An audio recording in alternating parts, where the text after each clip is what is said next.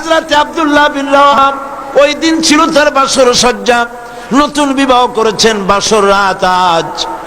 চলে গেছেন বাড়িতে, তারপর বাইরের থেকে শুনতে পান স্ত্রী কোরআন শরীফ তেলাওয়াত করতেছেন। হযরত রাওয়াহা বলছেন, হযরত আব্দুল্লাহ বলছেন, প্রাণের স্ত্রী, আমি তোমার স্বামী এসেছি, একটু কোরআন পড়া বন্ধ করো, আমার একটু কথা শোনো।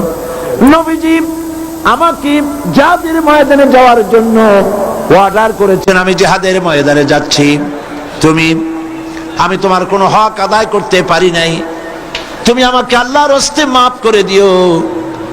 স্ত্রী বলছে, প্রাণের স্বামী, একটা বার ভেতরে আসেন, আমি আপনাকে দেখে নেই, একবার মাত্র দেখেছিলাম, আরেকটি বার আপনাকে দেখতে চাই।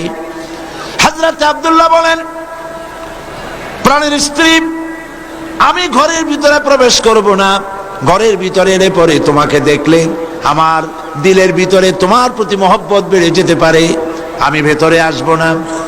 স্ত্রী বলছেন, আব্দুল্লাহ, ঘরে আসতে পরে কোনো প্রেম নিবেদন করব না, শুধু তোমার চেহারাটা একবার দেখে রাখবো, কারণ তোমাকে আমি ভালো মতো দেখতে পারি নাই, একটিবার প্রাণ ভরে দেখতে চাই, যাতে করে কিয়ামতের ময়দানে, হাসরের ময়দানে আমি যেন তোমাকে স্বামী বলে চিনে নিতে পারি।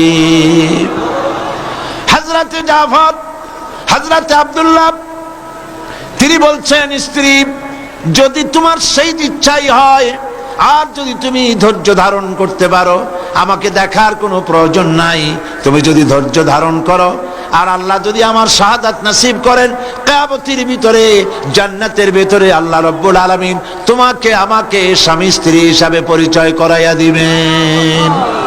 হযরতে জাফর জিহাদের ময়দানে, হযরতে জাফর, হযরতে যায়েদ, হযরতে আব্দুল্লাহ বিন রাওয়াহা 3000 সাহাবীদের নেতৃত্ব নিয়ে মুতার প্রান্তরে লড়াই করলেন। হযরতে যায়েদ শহীদ হয়ে গেলেন। এবার হযরতে জাফর, চতুর্দিক থেকে কাফেররা ঘিরে ফেলেছে, তাকে তরবারি দিয়ে আঘাত করছে। হযরত জাফরের বাম হাত কেটে গেল, ডান হাতে তিনি ঝান্ডা উঁচু করেছেন, ডান হাতে কোপ লাগলো। এবার ঝুলন্ত কাটা দুটি হাত দিয়ে পতাকা বুকের সাথে জড়ায় ধরেছেন। পাশের সাহাবীকে ডেকে বলেন, ও আল্লাহর নবীর সাহাবী, নবীজির কাছে আমার সালাম জানায় দিও, আমার মনে হয় আমি এখন শহীদ হয়ে যাব, কারণ আমার নাকির ভিতরে আমি এখন জান্নাতের সুঘ্রাণ পেতেছি। হযরতে জাফর শহীদ হয়ে গেলেন। হযরতে আব্দুল্লাহ বলেন, হযরতে আব্দুল্লাহ এবং রাদিয়াল্লাহু তাআলা আনহু, তারা দুজন ছুটে গেলেন পতাকা ধারণ করার জন্য। যখন কাছে গিয়েছেন, দেখতে পেলেন পতাকা যেন উঠতেছে, কে যেন ধরে রেখেছে। কাছে গিয়ে দেখেন হযরতে জাফরের দুটি পা কেটে কাফেররা দুই দিকে ফেলে দিয়েছে, দুইটি হাত কেটে দুদিকে ফেলে দেখে দিয়েছে, দেহ একদিকে পড়ে রয়েছে, আর শূন্য মস্তক এক কোণায় পড়ে ইসলামের পতাকা কামড়ে ধরে উঁচু করে রেখেছে। হযরত আবু উবাইদা, আব্দুল্লাহ বিন রাওয়াহা, তারা বলেন, আমরা হযরতে জাফরের হাত পা মাথা মস্তক এক জায়গায় করে তাকে কাফন পরাইয়া দাফন করে দিলাম।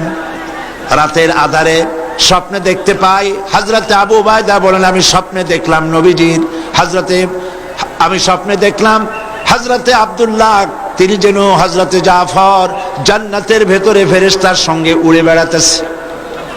আমি প্রশ্ন করলাম, জাফর, আল্লাহ তোমার সঙ্গে কি ব্যবহার করেছেন? হযরতে জাফর বললেন, আবু উবাইদা, আল্লাহ পাক আমাকে জান্নাত দান করে জিজ্ঞেস করেছেন, তুমি আমার কাছে আর কি চাও?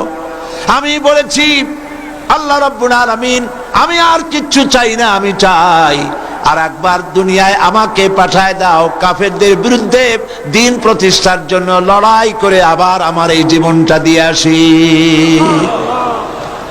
দিন কায়েমের জন্য, ইকামতে দ্বীনের জন্য। এইভাবে সাহাবায়ে কেরাম জীবন দিয়েছেন। নবীজি দান মোবারক শহীদ করে দিয়েছেন, তাদের রক্তের উপরে ইসলাম প্রতিষ্ঠিত হয়েছে এবং এ পর্যন্ত। প্রিয় ভাইয়েরা, মুসলমানদের জন্য প্রয়োজন ঐক্যবদ্ধভাবে আল্লাহর দ্বীন কায়েমের জন্য এগিয়ে আসা। আর যতদিন পর্যন্ত আল্লাহর দ্বীন কায়েম না হচ্ছে ততদিন পর্যন্ত শান্তি আসবে না। اللهم آمين. ربنا ظلمنا أنفسنا وإن لم تغفر لنا وترحمنا لنكونن من الخاسرين. ربنا لا تزغ قلوبنا بعد إذ هديتنا وهب لنا من لدنك رحمة إنك أنت الوهاب. ربنا العالمين, হাজার হাজার মুসলমান নরনারী দীর্ঘক্ষণ ধরে তোমার কোরআনের কথা শুনেছি, মেহেরবানি করে সওয়াবটুকু রাসূল করিম সাল্লাল্লাহু আলাইহি সাল্লামের রূহ মুবারকে পৌঁছে দাও। तमाम পৃথিবীর মাটির নিচে যত মুমিন মুমিনাত শুয়ে আছে, আল্লাহ তুমি মেহেরবানি করে কবরগুলিকে জান্নাতের টুকরায় পরিণত করে দাও। আমাদের মা বাপ যাদের দুনিয়া থেকে বিদায় হয়ে গেছে, আল্লাহ দয়া করে তাদেরকে জান্নাতবাসী করে নিও। রব্বিরহামহুমা কামা রব্বায়ানি সগীরা। ربنا تقبل منا إنك أنت السميع العليم وتب علينا إنك أنت التواب الرحيم. سبحان ربك رب العزة عما يصفون وسلام على المرسلين الحمد لله رب العالمين بحق لا إله إلا الله محمد رسول الله. السلام عليكم ورحمة الله.